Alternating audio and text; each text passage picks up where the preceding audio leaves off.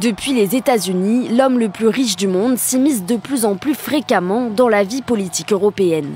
Dernier exemple en date avec l'Allemagne. Vendredi dernier, à quelques semaines des élections fédérales, Elon Musk écrit sur son réseau social X « Seule l'AfD peut sauver l'Allemagne ».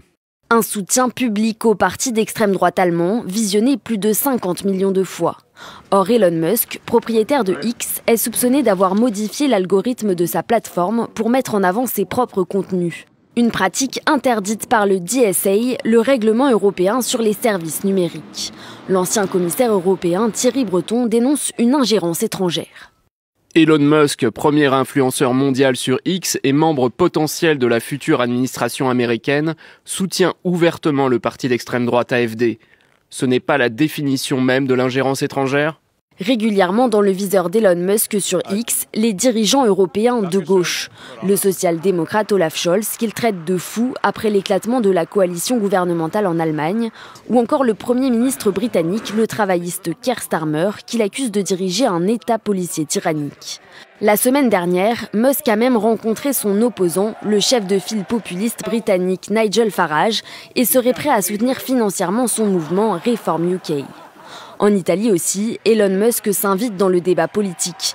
Il a critiqué une décision de la justice italienne invalidant la création de centres de rétention pour migrants en Albanie.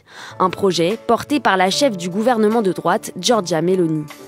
Ses prises de position et son influence posent question aussi pour les États-Unis, alors que l'homme devrait occuper un poste important dans la future administration Trump. Que fera le gouvernement américain pour encadrer ou au moins réguler les activités d'Elon Musk?